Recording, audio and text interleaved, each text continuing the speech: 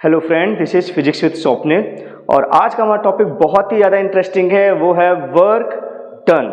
ठीक है, तो चलिए इसको देखते हैं ये क्या है, वर्क डन क्या है। तो सबसे पहले वर्क डन अपने आप में एक अधूरा शब्द है। पूरा क्या होता है, वर्क डन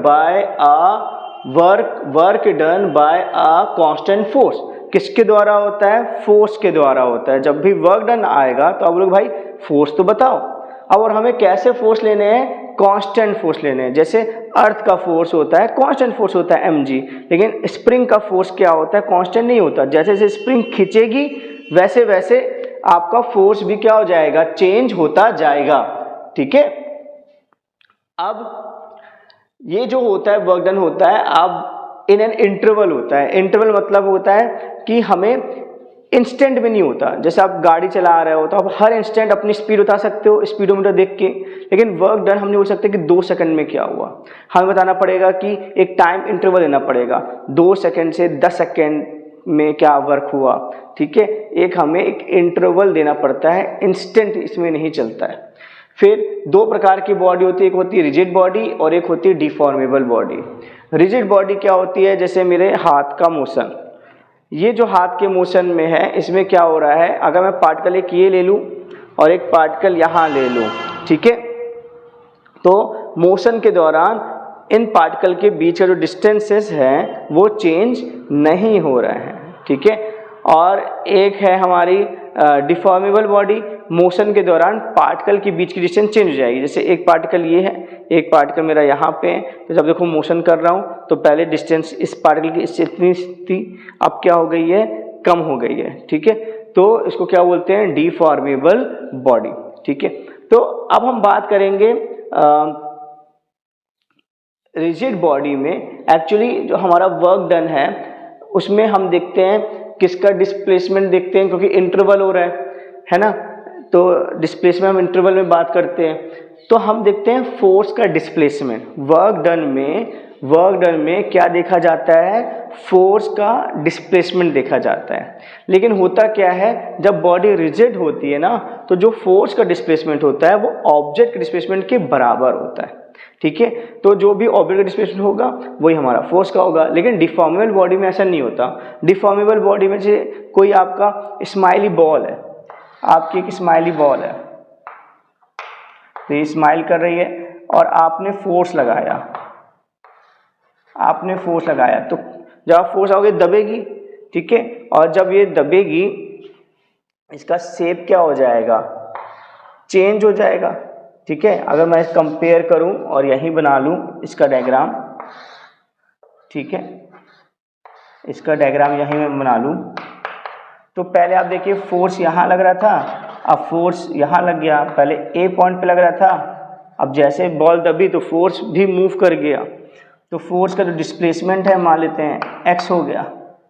ठीक है, तो आप खुद ही देखिए, क्या बताइए आपकी ऑब्जेक्ट का डिस्प्लेसमेंट हुआ है क्या?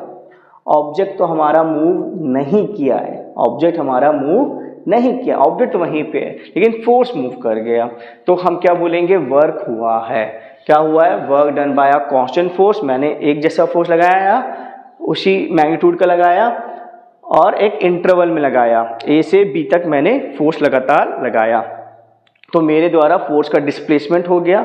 ठीक है, तो मैंने वर्क किया। ठीक है, work is done by my force. ठीक है, तो ये बात समझ में आ गई होगी कि फोर्स का डिस्प्लेसमेंट देखा जाता है, ऑब्जेक्ट का नहीं। लेकिन अगर हम एक रिजिड बॉडी लें, एक जैसे रिजिड बॉडी है ये और ये अर्थ है, तो अर्थ क्या करेगी, इसको पुल करेगी, कितने फोर्स से, mg फोर्स से। ठीक है, तो यहाँ देखिए ऑब्जेक्ट का डिस्प्लेसमेंट तो यही होगा, इनिशियल टू फाइनल, ये ऑब्जेक्ट का डिस्प्लेसमेंट हुआ। अब देखिए जो ऑब्जेक्ट का डिस्प्लेसमेंट है, ध्यान दीजिए, वही तो फोर्स का डिस्प्लेसमेंट है ना। mg पहले यहाँ लग रहा था, फिर लगते जैसे ऑब्जेक्ट नीचे पहुंचा तो mg वहां पहुंच गया, ऑब्जेक्ट के साथ ही जा रहा है ना। इसमें ऑब्जेक्ट के साथ जा रहा है क्या, नहीं जा रहा है। तो रिजिड बॉडी में क्या होता है, जो ऑब्जेक्ट का डिस्प्लेसमेंट होता है वही क्या हो जाता है, हमारा फोर्स का डिस्प्लेसमेंट हो जाता है। ठीक है, आई होप ये समझ में आ गया होगा आपको, क्वालिटेटिव एनालिसिस समझ में आ गया होगा। अब इसका अपन थोड़ा फॉर्मूला वाइज देखते हैं। ठीक है, क्योंकि फिजिक्स में फॉर्मूला तो अपन को चाहिए, ये कितना वर्क डन हुआ बेटा। ठीक है, तो चलिए देखते हैं फॉर्मूला। ठीक है, चलिए अपन देख रहे हैं वर्क डन कैसे कैलकुलेट करेंगे। एक एग्जाम्पल से अपन देख रहे हैं वर्क डन का कैलकुलेशन। तो ये देखिए, ये इंक्लाइन प्लेन है और इस इंक्लाइन प्लेन में एक ऑब्जेक्ट है। ये इंक्लिनेशन जो है थीटा डिग्री का है, ठीक है। और इसमें जो फोर्सेस लग रहे हैं, एक तो लग जाएगा सेंटर से mg लग जाएगा, इस mg के अपन दो, और एक लग जाएगा नॉर्मल, ये जो सरफेस लगाएगा अपने परपेंडिकुलर, क्या लगा देगा, परपेंडिकुलर। अब ऑब्जेक्ट यहाँ था, ए पॉइंट में था, ऑब्जेक्ट आ गया बी पॉइंट में, ठीक है। तो जो डिस्प्लेसमेंट होगा वो क्या होता है, इनिशियल से फाइनल। डिस्प्लेसमेंट क्या होता है, इनिशियल से फाइनल। तो ये हो गया डिस्प्लेसमेंट, ठीक है। अब आप बताइए, क्या कोई भी फोर्स डिस्प्लेसमेंट जो है, ठीक है, उसके अलोंग है क्या, ठीक है, नहीं है ना। जैसे नॉर्मल जो है उसके परपेंडिकुलर है और जो mg है वो एक एंगल बना रहा है। क्या हम mg को ब्रेक कर सकते हैं, हम ब्रेक कर सकते हैं। हम जानते हैं s फॉर स्लोप और s for mg sine theta. तो ये हमारा जो हो जाएगा वो आ जाएगा mg साइन थीटा। ये हमारा काउंट आ जाएगा mg साइन थीटा और इसके परपेंडिकुलर आ जाएगा mg कॉस थीटा। तो हमने mg को ब्रेक कर दिया। हमने mg को किस में ब्रेक कर दिया, mg साइन थीटा में और mg कॉस थीटा में, ठीक है। अब हमें बताना पड़ता है वर्क डन। तो ये तो अधूरा शब्द है, तो किस फोर्स के द्वारा वर्क डन। तो क्या क्या फोर्स लग रहा है, mg कॉस थीटा नॉर्मल है ना, और mg साइन थीटा। तो हमें वो फोर्स देखना पड़ता है जो डिस्प्लेसमेंट के अलोंग है, क्योंकि बॉडी रिजिड है, ठीक है, बॉडी हमारी क्या है, रिजिड है। तो इस फोर्स का डिस्प्लेसमेंट हो रहा है, इस फोर्स का क्या हो रहा है, डिस्प्लेसमेंट हो रहा है, ठीक है। तो हमारा जो हो जाएगा वर्क डन हो जाएगा। अगर हम वर्क डन बात करते हैं नॉर्मल फोर्स का, तो वर्क डन नॉर्मल फोर्स का 0 आएगा। वर्क डन कितना आएगा, 0 आएगा, क्योंकि नॉर्मल जो फोर्स है उसका कोई डिस्प्लेसमेंट नहीं हो रहा है, ठीक है। डिस्प्लेसमेंट और नॉर्मल कोई भी कंपोनेंट नॉर्मल का डिस्प्लेसमेंट के अलोंग नहीं है। और अगर हम वर्क डन बात करते हैं mg cos थीटा की, तो mg cos थीटा का ही वर्क डन 0 है। क्यों है, क्योंकि mg cos थीटा भी डिस्प्लेसमेंट के परपेंडिकुलर है। डिस्प्लेसमेंट की लाइन में कौन है, mg sin थीटा। तो work done by mg sin theta जो होगा, वर्क डन बाय अर्थ अगर हम बोलें, क्योंकि एक कंपोनेंट का जैसे तो 0 है, तो वो हो जाएगा mg sin theta into displacement that is s। तो ये हमारा वर्क डन हो जाएगा अर्थ के द्वारा, क्योंकि उसका एक कंपोनेंट तो वर्क में कंट्रीब्यूशन दे ही नहीं रहा है। तो आई होप ये आपको समझ में आया होगा कि वर्क डन निकालने में हम वही लेते हैं, कंपोनेंट लेते हैं फोर्स का, ठीक है, जो डिस्प्लेसमेंट के अलोंग है। जैसे जनरल अगर हम बात करें, जनरल बात करें तो ये कोई फोर्स है और ये मान लेते हैं डिस्प्लेसमेंट है, और ये इनके बीच में एंगल है थीटा। तो हम F को ब्रेक कर सकते हैं। कैसे ब्रेक कर सकते हैं, ये क्या हो जाएगा, जो पास है वो कॉस है, तो हो जाएगा F कॉस थीटा, और कॉस थीटा के परपेंडिकुलर क्या हो जाएगा, F साइन थीटा। तो आपने F को ब्रेक कर दिया। अब बताइए कौन सा कंपोनेंट डिस्प्लेसमेंट के अलोंग है, F कॉस थीटा। तो वर्क में हम क्या लेंगे, हम वही कंपोनेंट लेंगे जो डिस्प्लेसमेंट के अलोंग होता है। तो हमारा वर्क डन क्या हो जाएगा, F cos theta into S। अब इसी को आप वेक्टर में कह सकते हो F डॉट S, ठीक है। कुछ लोग डिस्प्लेसमेंट को D से डिनोट करते हैं, तो ये हो जाएगा F डॉट D, ठीक है। तो हमारा जो वर्क डन आ जाएगा वो आ जाएगा F डॉट D, मतलब F कॉस थीटा S। और इसका मतलब हम समझा चुके हैं, हम फोर्सेस वही लेंगे जो डिस्प्लेसमेंट की लाइन में होंगे।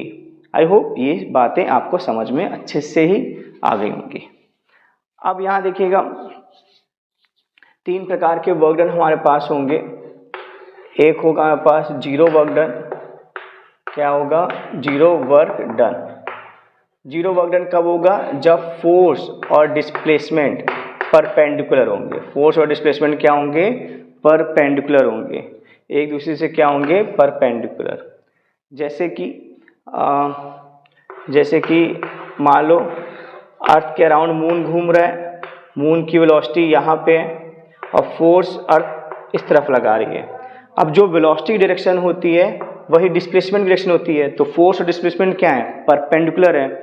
So work done by earth on moon, work done by earth on moon, ये कितना हो जाएगा? जीरो, क्योंकि दोनों क्या है? परपेंडिकुलर है ना? समझ गए ना आप? सेकंड होता है हमारा पॉजिटिव वर्क। क्या होता है? Positive work. पॉजिटिव वर्क क्या होता है हमारा? पॉजिटिव वर्क क्या होता है? जब फोर्स और डिस्प्लेसमेंट एक ही डायरेक्शन में हो। फोर्स और डिस्प्लेसमेंट क्या है? एक ही डायरेक्शन में हो। और निगेटिव वर्क क्या होगा? करेक्ट, जब फोर्स और डिस्प्लेसमेंट अपोजिट डायरेक्शन में। ये फोर्स है और ये क्या आपका? डिस्प्लेसमेंट। ठीक है, तो आई होप ये आपको समझ में आ गया है अच्छे से कि एक बॉडी में बहुत सारे फोर्स लगते हैं। जैसे आप इंक्लाइन प्लेन में देख रहे हो, नॉर्मल फोर्स लग रहा था, mg रख रहा था और डिस्प्लेसमेंट हो रहा था। तो हमने क्या किया? हमने अपने फोर्सेस को तोड़ा। ठीक है, देख रहे थे कि डिस्प्लेसमेंट के अलॉन्ग कौन सा फोर्स लग रहा है, तो हमने देखा डिस्प्लेसमेंट के अलॉन्ग mg sin थीटा लग रहा है, तो बाकी फोर्स का वर्क डन जीरो हो जाएगा जो परपेंडिकुलर लग रहे हैं, और mg sin थीटा का हमारा मतलब अर्थ का वर्क डन आ जाएगा mg sin theta into S. तो हमने इन जनरल क्या सीखा कि अगर कोई फोर्स है और डिस्प्लेसमेंट हो रहा है, ऑब्जेक्ट का डिस्प्लेसमेंट हो रहा है, ठीक है, तो हम वही फोर्स का कंपोनेंट लेंगे जो डिस्प्लेसमेंट के क्या हो? अलोंग हो, मतलब एफ कॉस थीटा लेंगे और इसको अपन वेक्टर फॉर्म में कर सकते हैं एफ डॉट एस, या एस को हम डी बोल सकते हैं, तो एफ डॉट डी आ गया। फिर तीन प्रकार के वर्क डन हमने देखे, zero work done, positive work done और negative work done. Zero work done मतलब जब फोर्स और डिस्प्लेसमेंट में परपेंडिकुलर बन रहा हो। ठीक है, फोर्स और डिस्प्लेसमेंट में क्या हो रहा हूँ? एंगल क्या हो रहा हूँ? परपेंडिकुलर हो रहा हूँ। और पॉजिटिव वर्क डन क्या हो रहा है? जब फोर्स और डिस्प्लेसमेंट अलोंग हो, 0 डिग्री एंगल बन रहा हूँ। और नेगेटिव कब होगा? जब दोनों क्या हो? अपोजिट हो। ठीक है, अब एक एग्जांपल अपन ले लेते हैं।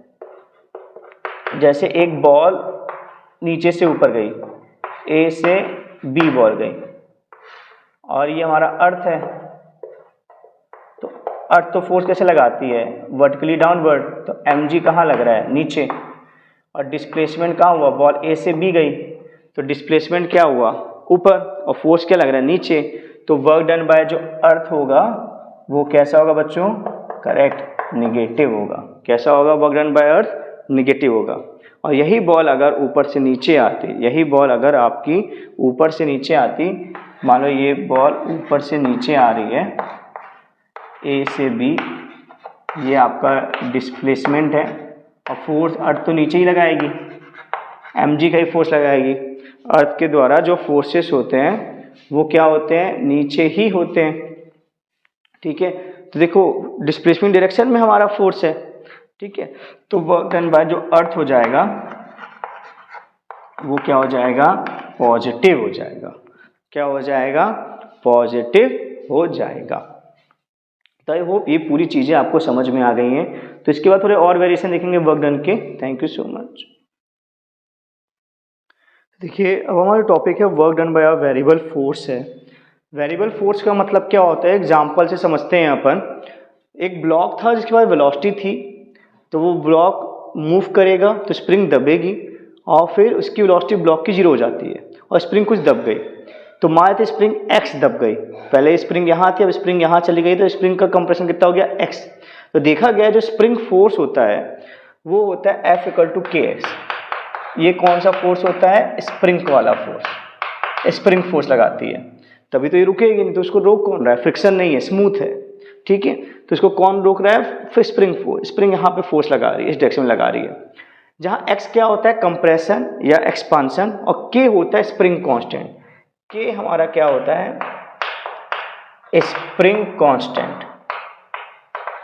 ठीक है, ये होता है हमारा स्प्रिंग कांस्टेंट होता है। इसको हम कैसे पहचानते हैं? न्यूटन पर मीटर से। अगर किसी की वैल्यू न्यूटन पर मीटर दी होगी तो हम पहचान जाएंगे स्प्रिंग कांस्टेंट है। ये बताता है स्प्रिंग कितनी टाइट है या लूज है। तो हमने जो पढ़ा था वर्क डन बाय, हमने स्टार्टिंग में क्या बताया था, वर्क डन एक कांस्टेंट फोर्स के द्वारा होता है। लेकिन यहाँ पे क्या हो गया, वेरिएबल फोर्स, मतलब फोर्स जो है एक्स पे डिपेंड करता जा रहा है। जैसे जैसे ये पास आता जाएगा एक्स बढ़ता जाएगा और फोर्स भी आपका बढ़ता जाएगा। तो हम कैसे वर्क डन निकालें? तो हम क्या करते हैं, इन सवालों में क्या करते हैं, हम एक छोटा सा इंटरवल ले लेते हैं। हमने एक छोटा सा यहाँ पे इंटरवल ले लिया dx। कितना इंटरवल ले लिया? dx। अब यहाँ पे फोर्स लग रहा होगा, स्प्रिंग के द्वारा फोर्स लग रहा होगा। अब क्योंकि इंटरवल काफी छोटा है तो स्प्रिंग भी बहुत ही कम कंप्रेस हुई होगी, तो फोर्स भी काफी कम लगा होगा। तो हम मान लेते हैं df फोर्स लगा होगा। कितने का फोर्स लगा होगा? df का, बहुत ही छोटा फोर्स लगा होगा। अब इस इतने इंटरवल में, इतने कम इंटरवल में, क्योंकि इंटरवल बहुत ही छोटा है, डिफरेंशियल इंटरवल है, तो फोर्स का जो वहाँ वेरिएशन है वो भी बहुत कम होगा। फोर्स हमारा एक्स पे डिपेंड कर रहा है, लेकिन एक्स बहुत छोटा है, तो जो फोर्स में चेंजेस आए होंगे वो भी क्या आए होंगे, बहुत ही कम आए होंगे, चेंजेस आए होंगे। तो उनको हम मान सकते हैं कांस्टेंट।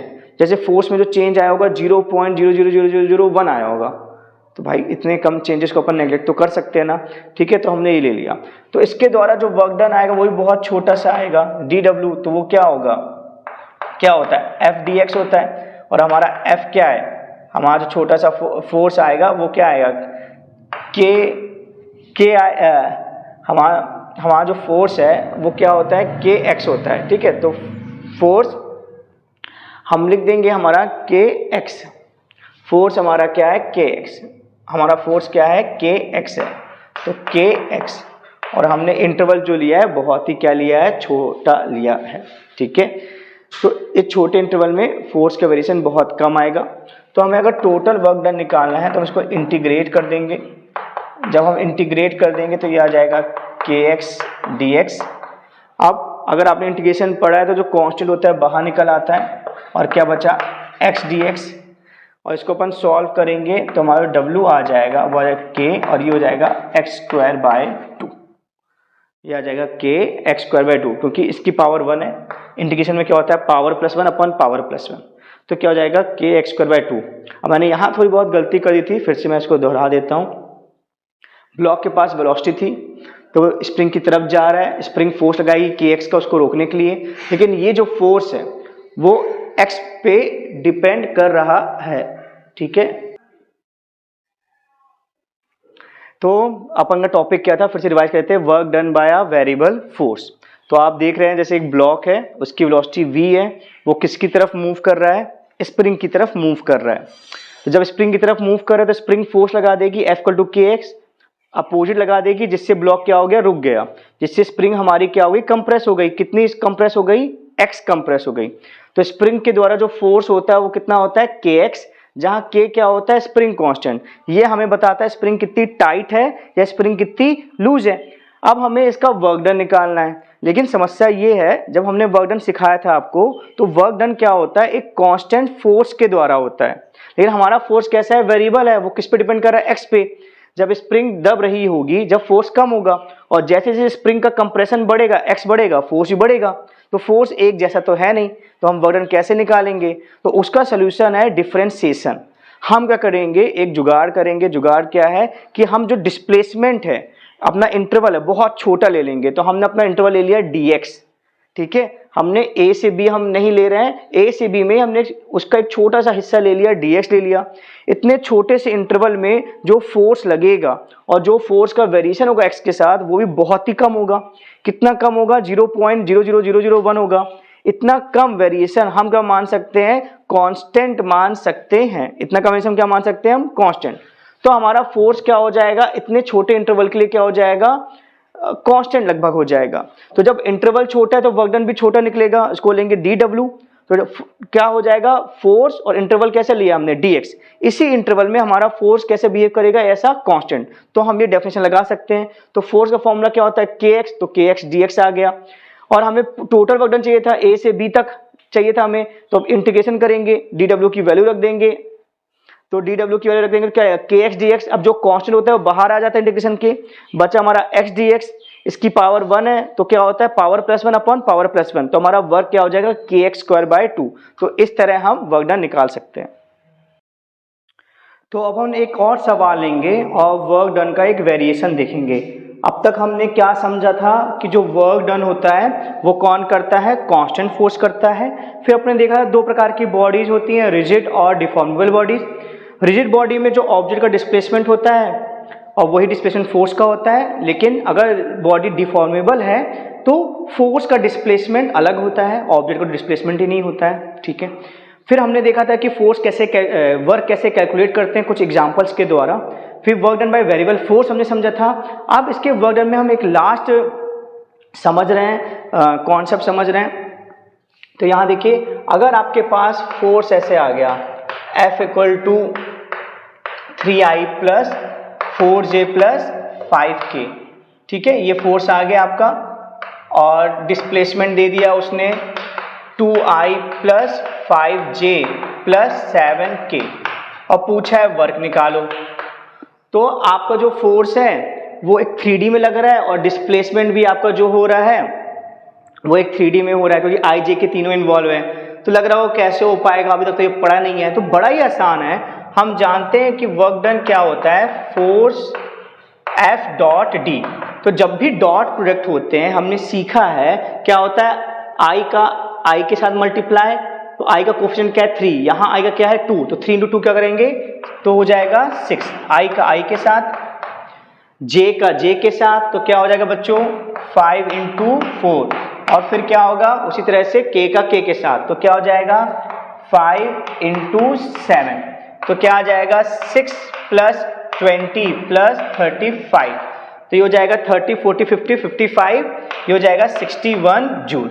देखिए कितनी आसानी से, बड़ी आसानी से हमारा वर्क डन निकल गया है। आई होप ये आपको समझ में आ गया होगा कि अगर हमारे फोर्सेस I J K में दिए गए हैं, ठीक है, मैं फोर्स फिर से लिख दे रहा हूँ, ठीक है, इसमें आपको अभी दिखाई नहीं दिया फोर्स, मैं बगल में लिख दे रहा हूँ कि फोर्स आपका जो है वो है 3I + 4J + 5K, ठीक है। तो अगर आपका फोर्स I J K में, डिस्प्लेसमेंट भी I J K में है और आपको बोला है वर्क निकालने को, तो अपन बेसिक डेफिनेशन इस्तेमाल करेंगे F.D की, और क्या करेंगे I का I के साथ मल्टीप्लाई करेंगे, J का J के साथ, K का K के साथ, और ये आंसर, ठीक है। अब एक और अपन क्वेश्चन लेते हैं, लास्ट वेरिएशन देख रहे हैं वर्क का, ठीक है, वर्क निकालना हमें आना चाहिए। अब लास्ट वेरिएशन क्या है हमारा कि हमें वेलोसिटी दे दिया गया है, वेलोसिटी दे दिया गया है 5x⁵2, जहां x1 दिया गया है 0 मीटर और x2 दिया गया है 2 मीटर, और बोला है वर्क निकालो, ठीक है। अब बोलेंगे भाई अब क्या कैसे करें कि ना तो I J के फॉर्म में दिया गया है, ना जो हमने सीखा था वैसा दिया गया है, तो क्या करें। तो यहाँ पे मैं फिर लिख देता हूँ, V दिख नहीं रहा है, तो V जो हमें गिवन है, V गिवन है, वो गिवन है 5x3/2, जहाँ V हमारा क्या है वेलोसिटी है। तो वर्क डन का एक और फॉर्मूला होता है, इसको बोलते हैं net work done = change in kinetic energy, इसको बोलते हैं वर्क एनर्जी थ्योरम। क्या बोलते हैं, वर्क एनर्जी थ्योरम। इसका मतलब होता है कि बिना वर्क के काइनेटिक एनर्जी में चेंज नहीं आ सकता। नेट वर्क अगर होगा तो एनर्जी में चेंज आएगा। अगर आपको एनर्जी में चेंज लाना है, देखो जैसे चॉक मूव कर रही है तो इसके पास काइनेटिक एनर्जी है, अब इसकी स्पीड बढ़ गई, देखिए स्पीड बढ़ गई तो काइनेटिक एनर्जी बढ़ गई, तो मैंने क्या किया है, मैंने फोर्स लगाया है, उस फोर्स का डिस्प्लेसमेंट हुआ है, वर्क हुआ है, तो बिना वर्क के एनर्जी में चेंज नहीं आ सकता, ठीक है। एनर्जी अपने एक रूप से दूसरे रूप नहीं जा सकती है, ठीक है। अगर एनर्जी का फॉर्म चेंज करना है तो आपको वर्क करना ही पड़ेगा। ये थ्योरम हमें वो बताती है और रिलेट करती है एनर्जी को वर्क से, ठीक है। तो सबसे काइनेटिक एनर्जी हमें निकालनी है, और मास भी दिया गया है 1/2 kg, मास कितना दिया है 1/2 kg। तो चेंज हमेशा मतलब होता है फिजिक्स में फाइनल माइनस इनिशियल, तो ये हो जाएगा final velocity minus initial velocity, initial velocity को हम u से डिनोट करेंगे, हाफ m कॉमन आ जाएगा, तो क्या बचेगा v square minus u square. तो ये आ गया वर्क। क्या m दिया गया हमें क्वेश्चन में? हाँ। क्या v दिया है? नहीं दिया गया। तो जब हम x1 की वैल्यू पुट करेंगे यहाँ पे, x1 की वैल्यू हम पुट करेंगे यहाँ पे, तो हमें मिल जाएगा u, क्योंकि इनिशियल डिस्प्लेसमेंट है तो इनिशियल वेलोसिटी मिल जाएगी, इनिशियल वेलोसिटी हमारी u है। और जब हम x2 की वैल्यू यहाँ पुट करेंगे तो हमें मिल जाएगा v। तो x2 क्योंकि फाइनल है तो हमें फाइनल वेलोसिटी मिलेगी। तो देखिए हम वैल्यू पुट कर रहे हैं, तो u हमारा क्या हो जाएगा 5 और x1 की वैल्यू क्या हमारी 0, तो 0 की पावर 3/2 क्या होगा 0, और 0 इंटू समथिंग क्या हो जाएगा 0, तो u का आ गया 0। v क्या आएगा आपका? फाइनल वेलोसिटी क्या आएगी? जब आप फाइनल डिस्प्लेसमेंट पुट करोगे, फाइनल कितना है 2, तो ये हो जाएगा 2 3/2। तो 2 का क्यूब होता है 8 और ये रूट है, तो ये हो जाएगा 5√8। क्या हो जाएगा? 5√8। तो हम वैल्यू रख देते हैं, तो क्या हो जाएगा हाफ, मास कितना दिया गया है 1/2, v स्क्वायर दिया गया है, तो v स्क्वायर क्या निकलेगा? जब आप v स्क्वायर निकालोगे तो 5 का 25 और रूट हट जाएगा 8, तो ये आ जाएगा 200। तो ये आ जाएगा 200 और u 0, तो ये आ जाए आपका 200/4, तो ये आ जाए आपका आ जाएगा 50 जूल। तो आपका 50 जूल वर्क लगेगा अगर आपको काइनेटिक एनर्जी में क्या लाना है? चेंज लाना है। ठीक है, अगर आपको काइनेटिक एनर्जी में चेंज लाना है तो इतना वर्क लगेगा। फिर से देख लेते हैं इस क्वेश्चन को। तुम्हारा क्वेश्चन क्या है?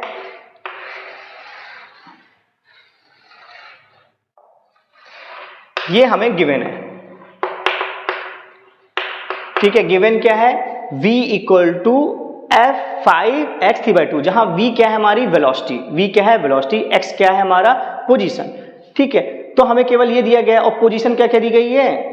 जो पाथ है वो क्या दिया गया है? x1 क्या दिया 0 मीटर और x2 क्या दिया गया है 2 मीटर। तो हमें क्या निकालना है? वर्क, और हमें मास दिया गया है तो वर्क निकालना है। तो वर्क का एक और फॉर्मूला होता है, क्या फॉर्म होता है? W net equal to change in kinetic energy, जहां पे इसको बोलते हैं वर्क एनर्जी थ्योरम। इसका मतलब होता है अगर काइनेटिक एनर्जी में चेंज लाना है तो आपको वर्क करना पड़ेगा। चेंज क्या होता है? 5 माइनस इनिशियल, तो half mv square minus half u square, half m common आ जाएगा, तो क्या बचेगा v square minus u square. अब आपको u चाहिए, v चाहिए, तो जब आप इनिशियल पोजीशन रखोगे तो आपको इनिशियल वेलोसिटी आएगी, तो इनिशियल पोजीशन क्या है 0, तो x के लिए 0 रख दोगे तो आपका क्या आ जाएगा? u आ जाएगा। जब आप फाइनल पोजीशन रखोगे यहाँ पे तो फाइनल वेलोसिटी आ जाएगी, तो फाइनल पोजीशन 2 है तो 2 रखा आपने, तो क्या आ गई वेलोसिटी 5√8, और v स्क्वायर क्या आ जाएगा 200। बस यही वैल्यू हमने यहाँ रख दी, और क्या आ गया हमारा 50 जूल। तो आई होप आपको सब चीज़ें समझ में आई होंगी। मैंने वर्क के पूरे आपको वेरिएशन बता दिए हैं। Thank you so much for this lecture.